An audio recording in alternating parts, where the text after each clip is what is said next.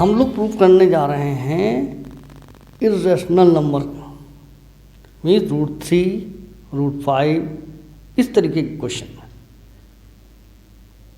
एक आता ही आता है और प्रॉब्लम होती भी है, लोगों को समझ नहीं आता है।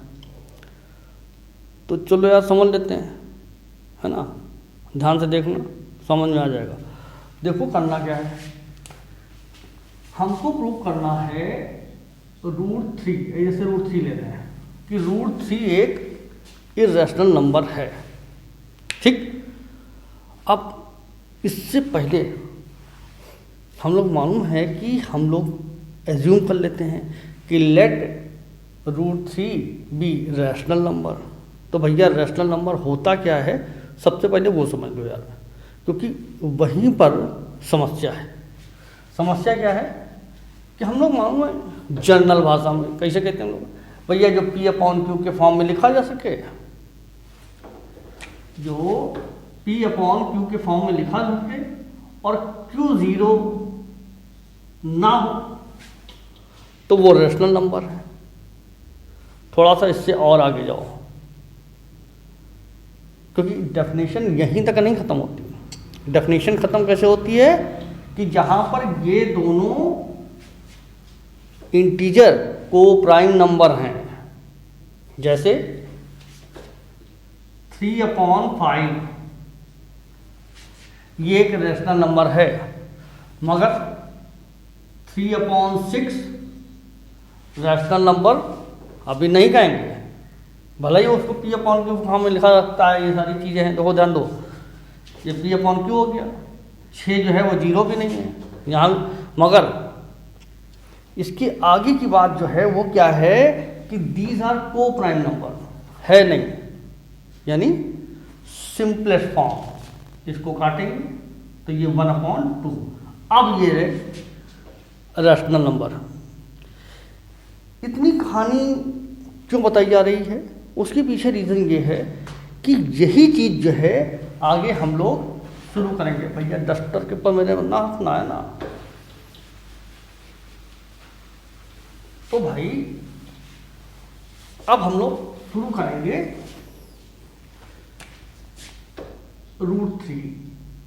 देखो √3 हो, √5 हो, √2 हो, कुछ भी हो, √7 हो, कुछ भी हो, प्रोसेस सब में एक ही रहेगा। तो हमने मान लिया लेट √3 = P/Q, माना कि भाई P/Q के फॉर्म में, यानी रैशनल नंबर। अब रैशनल नंबर है तो भैया सीधी बात है कि P और Q जो है वो को प्राइम नंबर हैं। These are the integer which are coprime, यही इंपॉर्टेंट है ना। तो भैया इसको हमने इसे कह दिया। अब क्या करें, स्क्वायरिंग बोथ साइड कर लो। तो स्क्वायरिंग बोथ साइड कर लिया। देखो यार यहाँ हम लिटरेचरी लैंग्वेज नहीं लिख रहे हैं। अब जैसे स्क्वायरिंग बोथ साइड, तो ये सब अपने आप लिख लेना।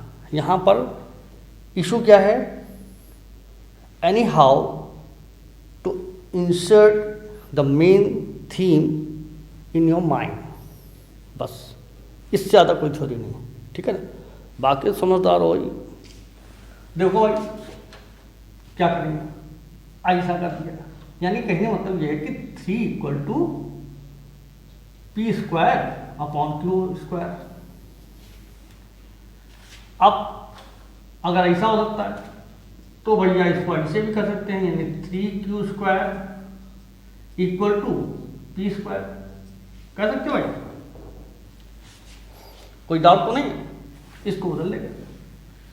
फिर इसको समझो जरा सा कि अगर हम 2 × 3 ले लें, है ना, 3 ले लेते हैं, यानी 3 × 5 लिखे, तो इसका मतलब ये हुआ कि ये जो है क्या है, 3 से डिविजिबल, क्योंकि अगर 3 ऐसे काट दें, यानी अगर 15 लिखा है तो वो 3 से डिविजिबल।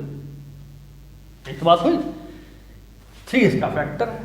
तो हम कहेंगे कि 3Q² is divisible by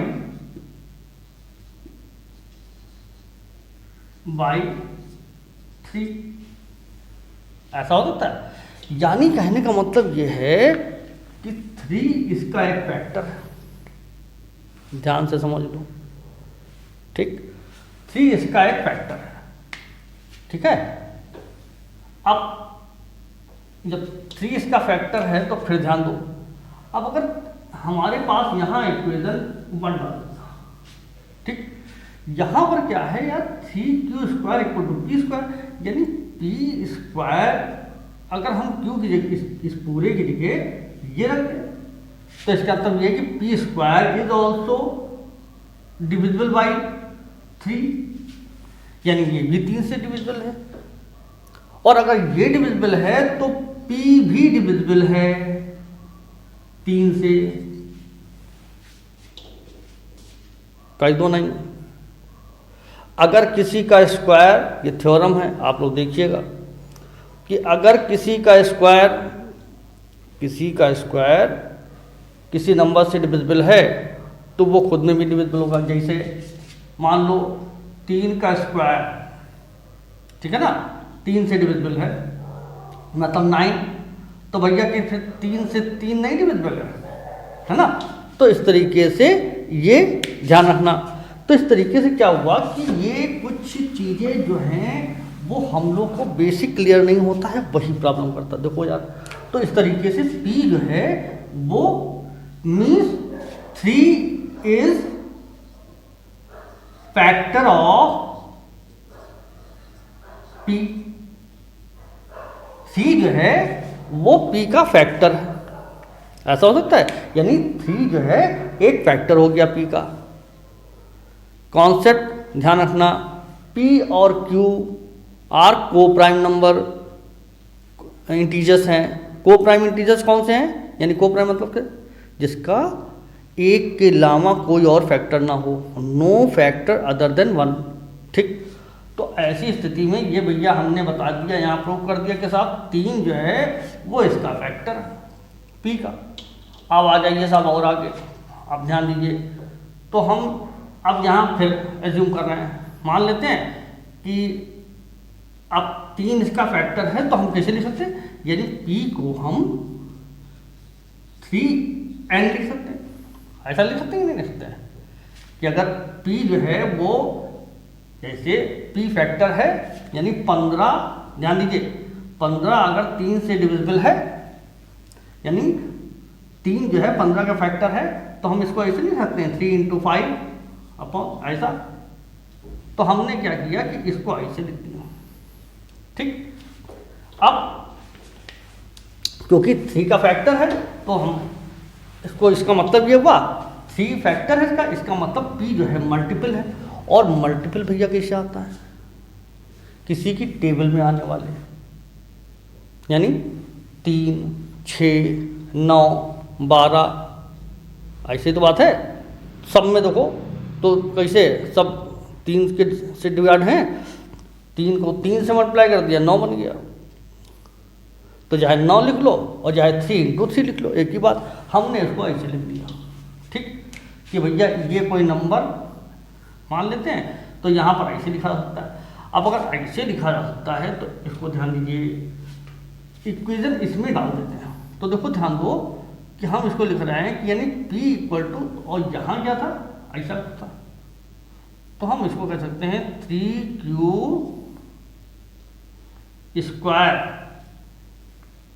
equal to P² था, तो P² की जगह हम P² की जगह क्या लिख रहे हैं, 3q² इक्वल टू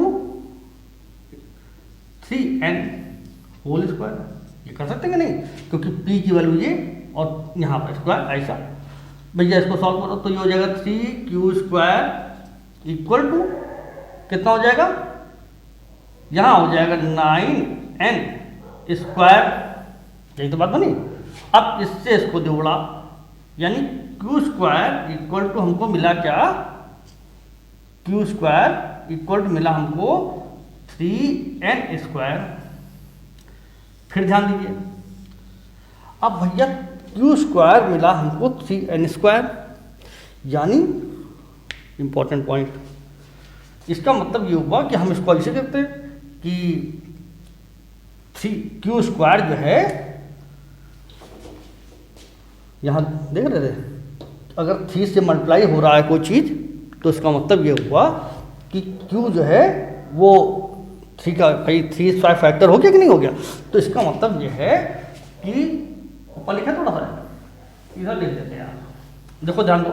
तो q ऐसे में क्या हो जाएगा कि q, तो q square is divisible by how much, ये b है क्या देख लेना है ना। तो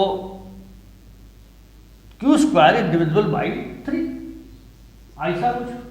और भैया हमको ये रूल मालूम है कि अगर स्क्वायर डिविजिबल है तो अकेले वो भी डिविजिबल हो। चलो साहब, तो इसका मतलब ये हुआ कि q इज डिविजिबल बाई 3। अब अगर q डिविजिबल बाई 3 है तो इसका मतलब 3 is also the factor of q, ये तो कहना। सो 3 is also the factor of q। लो मामला फंस गया। देखो यहां कहना है साहब p जो है वो भी 3 का भी फैक्ट, मतलब p का भी 3 फैक्टर है, मतलब 3 is factor of p also and 3 is factor of q also. Rational number रह ही नहीं गया, कैसे रह जाए, को प्राइम नंबर वाली कंडीशन होनी चाहिए। अब यहां तो भैया 1 के अलावा 3 भी उसका फैक्टर। क्लियर हो रही बात। Hence, this system is says as contradict। ये सिस्टम कंट्राडिक्शन पैदा कर रहा है, विरोधाभासी बात कर रहे हैं। एक तरफ कह रहे हैं कि हम मान रहे हैं कि भैया p अपॉन क्यू एक रेशनल नंबर है, और दूसरी तरफ हम कह रहे हैं भैया ध्यान दो भाई, रेशनल नंबर क्या होती है कि रेशनल नंबर हैं जहाँ पर p और q एक इंटीजर है, मतलब इंटीजर्स हैं, और साथ में p और q are coprime number, integer कहो ज़्यादा अच्छा है, को प्राइम इंटीजर, ठीक है ना। तो नंबर में और इंटीजर में फ़र्क है, ध्यान रखो यार। नंबर जब लिखते हैं तो हम 27 लिखते हैं, और डिजिट जो होता है वो 7 और 2 होता है, यही फ़र्क है, तो ध्यान रखिएगा। तो इस तरीके से 3 इसका भी फैक्टर है और 3 इसका, यानी ये बात यहाँ पर कंट्राडिक्शन बात हो गई, मतलब कंट्राडिक्टरी बात कर रहे हैं हम लोग। So this root 3 is not a rational number, hence it is the irrational number. कुछ क्लियर हो गई बात। इतनी ही कहानी लिखनी है, बहुत आसान था, कोई डिफिकल्ट नहीं था। स्टेप याद ध्यान रखना, ठीक है, क्योंकि ये थोड़ा सा लिटरेचरी वो यानी यहाँ पर ये तो है नहीं 2 5 6 ऐसा तो कुछ है नहीं, थोड़ा सा लिखना पड़ता है। बाकी चिंता ना करो, मैं बताता जाऊँ, है ना। टाइम बहुत कम रह गया है, तैयारी कर लो, इसी में फ़ायदा है। Thank you.